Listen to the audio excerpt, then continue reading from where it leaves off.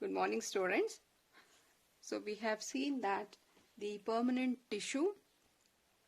So the permanent tissue here, it is composed of cell which have lost the ability to divide, under which we have again simple permanent tissue and complex permanent tissue.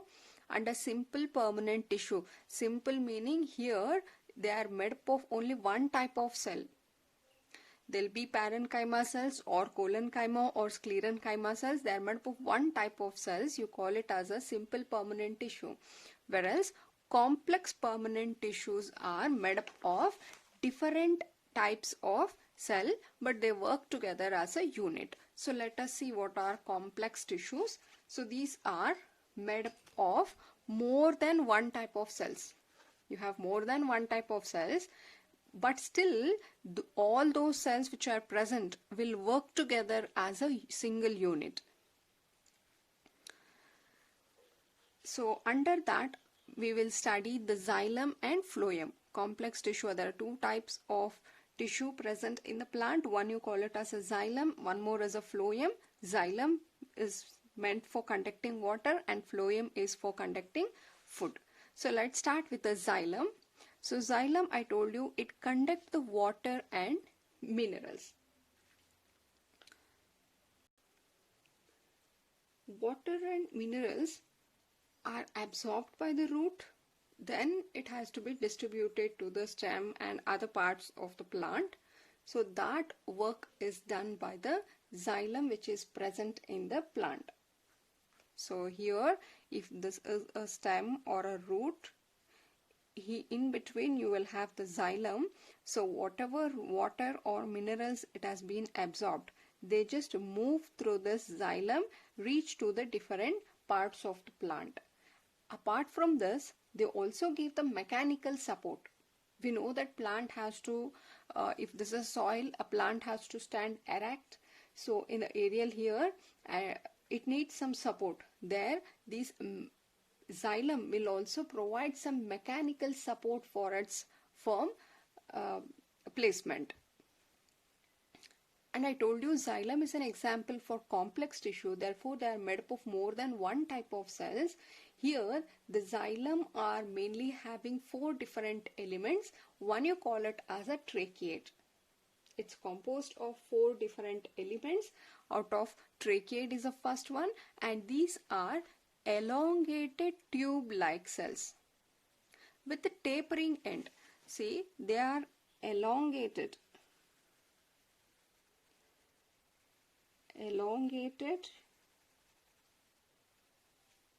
You can see they are elongated tube-like cells with a tapering end. Tapering meaning you can see here you can see it's a broader, then as it moves down you can see it becomes narrow.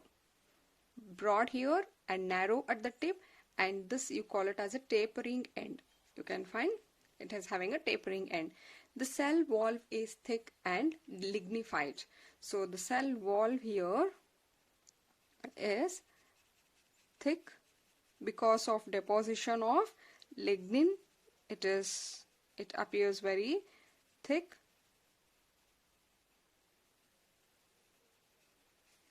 Yes, and are dead without protoplasm. So these are dead cells, they don't have the protoplasm. But the inner layer of the cell wall, see, outer you have seen it has been deposited with the lignin, that is, they have show a lignified cell wall. But the inner cell wall here, if there's an inner cell wall, they are thickened in a various form. The pattern of their deposition may be different here. You can see here the inner wall can deposit in this way, that is like this. If it is deposited like this way, you call it as a spiral thickening. And the one more way of deposition is like this. It's a ring-like structure. You call it as a annular thickening. And if inner walls get thickening like this, a mesh-like structure, you call it as reticulated thickening. Or it can be a simple pit. So these are the inner wall, how they show the deposition. Or it can be broader like this, or it can be sclarified. So these are the different forms how the cell wall, inner cell wall can get thickened.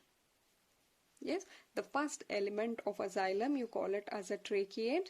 Tracheate are elongated tube-like cells we have seen, but they have the tapering end, narrow at the tip.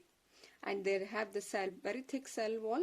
The outside the cell wall has been deposited with the lignin, and inner wall also it is lignified, but the way how it is getting thickening, the deposition of this lignin can show a different pattern. It can be deposited in form of a spiral or annular, or in a network like called reticulate, or a simple pit, broader pit, or it is a sclariform. Yes. Now the second element which is present in the xylem are called vessel. So the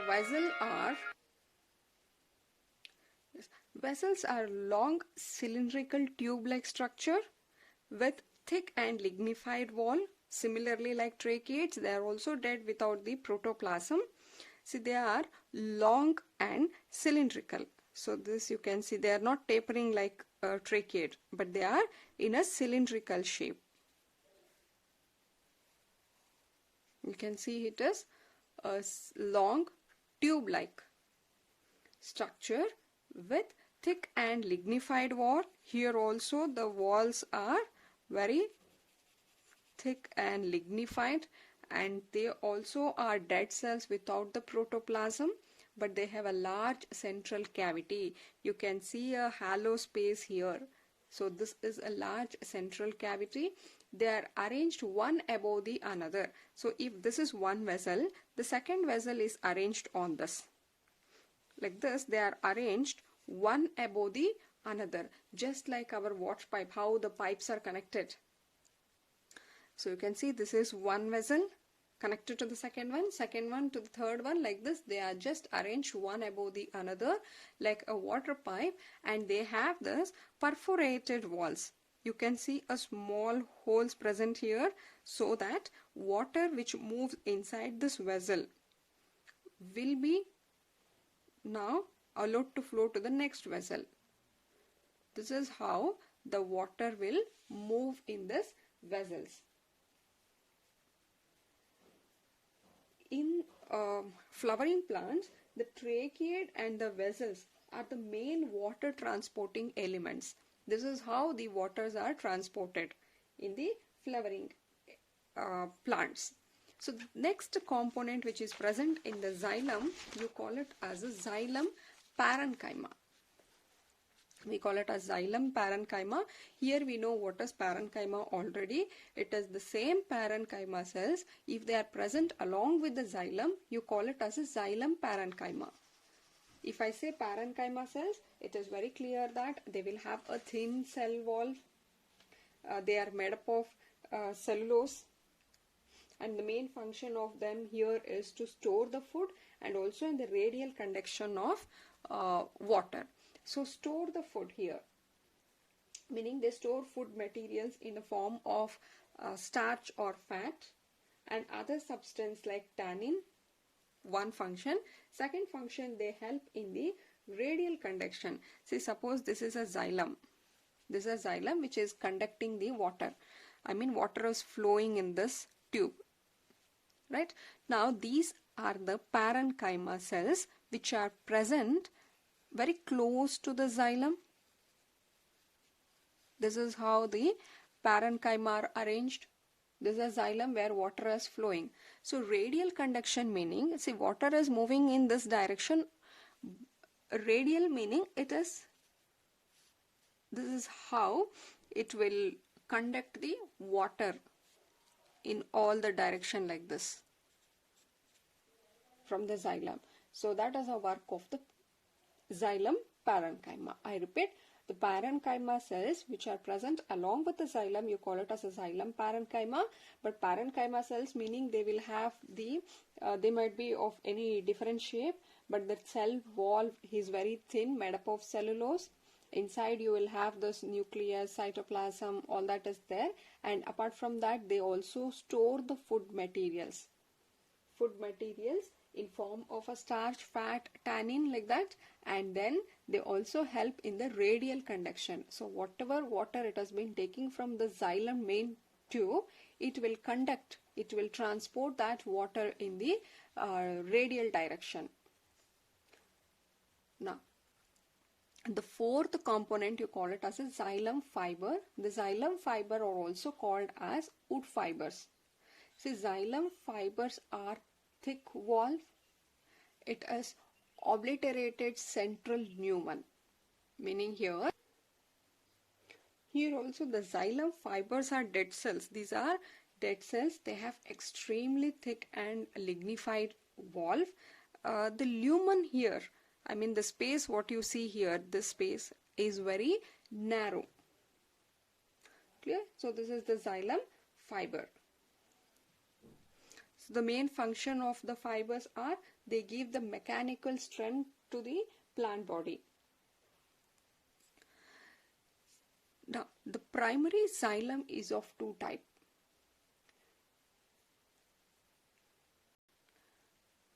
So whatever xylem which is formed, the primary xylem which is formed, first you call it as a protoxylem, and then whatever the xylem develop after, that is in later stage, those are called as a metaxylem. First developed primary xylems are called as protoxylem, and later formed primary xylems are called as the metaxylem. So depending upon how these protoxylem and metaxylems are arranged in the vesicular bundle, there are two conditions called endarch and exarch. See, suppose if you take the anatomy or a section of a root or a stem, whatever, you get like this, right? So this will be our epidermal region, outermost.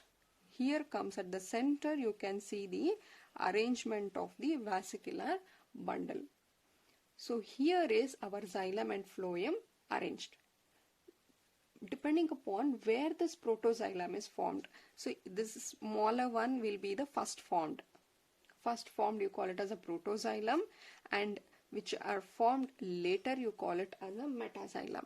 So if the protoxylem is at present inside towards the pith, at the center one you call it as a pith, okay, and if the protoxylem is towards the pith and metaxylem comes here, so I'll expand here. Suppose if this is the protoxylem,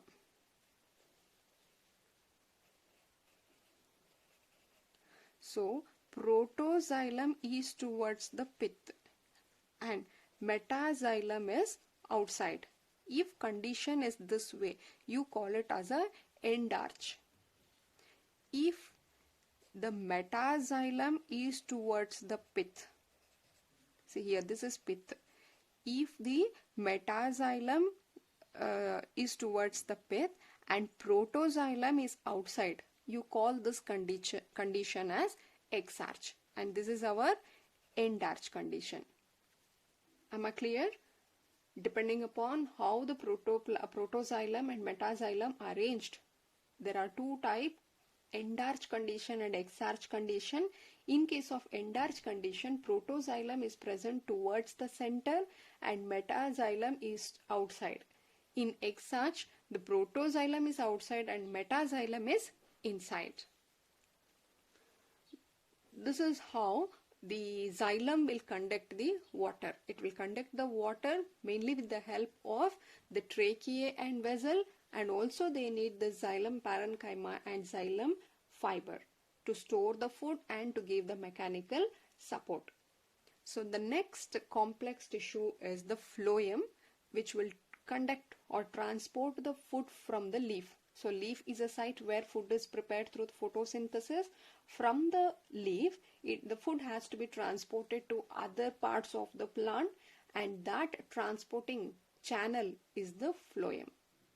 Again, phloem is also having different 4 component. Out of that, one you call it as a skew tube element. The skew tube elements are long, tube-like structure arranged longitudinally. Here you can see these are the tube-like structure arranged longitudinally, one above the another. The end walls are perforated. So you can see if these are the end walls of the skew tube, here also you can see small pores like this on this plate. The small pores here, this you call it as a skew plates. So the long tube-like structure, the cells are long tube-like structures, and the end wall you can see they are with the small pores, and that you call it as a skew plate. And skew tube possess peripheral cytoplasm with a large vacuole. They have the cytoplasm towards the peripheral, and also they have a large vacuole present, and they lack nucleus. Important, they don't have the nucleus. Then how are they controlled? They are actually controlled by the next cells which are present with them. We'll see that. So skew tube elements, long tube-like, ends are perforated. They possess peripheral cytoplasm with a large vacuole is also found, but they lack the nucleus. The second component of the phloem is called as a companion cells. So they are called companion because they are always found with this skew tube. But they are thin-walled, living and narrow cell running parallel to the skew tube. So if you find skew tube here, you can see they should run parallelly to the skew tube. So these are the companion cells which are always found near the skew tube. They have plasmodesmatal connection with the skew tube, meaning they will have a connection here, a plasmodesmatal connection, so through which they can communicate with each other. So why this is happening? Because I told you this skew tube, they don't have the nucleus, but the companion cells are living, they have the nucleus present in them, and it is this nucleus which is going to control the skew tube also. The nucleus of the companion will have a command over the skew tube elements. See, the function of skew tube, whatever the function the skew tube does, that is actually controlled by the nucleus of the companion cells. That is the reason why always the companion cells are found attached to the skew tube. They maintain the pressure gradient in the skew tube. And next component is the phloem parenchyma. Here also it is the same parenchyma cells, but they are present along with the phloem. They are elongated cylindrical cells. I told you parenchyma cells can also be of different shape. They can be spherical, oval, elongated, cylindrical, whatever. They are elongated cylindrical cells. The cell wall is made up of cellulose. Parenchyma cell wall is very thin and made up of cellulose. They have the dense cytoplasm with the nucleus. They have the plasmodesmatal connections. Say if this is one parenchyma, this is the second parenchyma, they should have a communication between these two. So this opening through which they communicate is called as a plasmodesmatal connection. They store the food. Is the function of the phloem parenchyma. The next element are called phloem fiber. These are also called as the bast fibers. They are elongated, unbranched with the pointed end. So actually these are long, narrow with pointed end. You can find they are narrow with a pointed end like this. You can find a pointed end. They just overlap with each other. The fibers of the primary phloem have cellulose wall. The fiber of secondary phloem have lignified wall. The wall show a small pits. So they are thick cell wall and dead. Then what is the function of the fiber? It was to give the mechanical strength. They give the rigidity and the mechanical support to the plant body. And here also you can see the primary phloem. There are two types called protophlloem and metaphlloem. It is same. The first formed primary phloem you call it as protophlloem, and later formed primary phloem you call it as a metaphlloem. Right? So just look at the diagram of the xylem here. These are the tracheae. I told you here trachea you can see they have show a different thickening, and this is the xylem vessel. These are the tracheae. So these two are main water conducting cells present in the plant. And here if you look at the phloem, you can see here. So these are the skew tube. You will have the perforated end that you call it as a skew pore, and always next to this you can find the companion cells running here. They have the nucleus, and the nucleus of this will control the function of the skew tube. Right? This is the xylem and phloem. Xylem is water conducting, phloem is a food conducting. In the next class we will see how this xylem and phloem is arranged. Hope I am clear with this complex tissue made up of more than one type of cells, but all of them, see here we had this tracheate, vessel, xylem, phloem, parenchyma, xylem fiber. All these were different type, but all of these four, they work together. What is their function? All are meant to conduct the water or minerals. Xylem has four components, that is a tracheate vessel, xylem parenchyma and xylem fiber. Similarly, phloem also had the four component, and it has main food conducting tube. They had the skew tube element, companion cells, phloem parenchyma and phloem fiber. Yeah. So we'll continue with the next class. Thank you.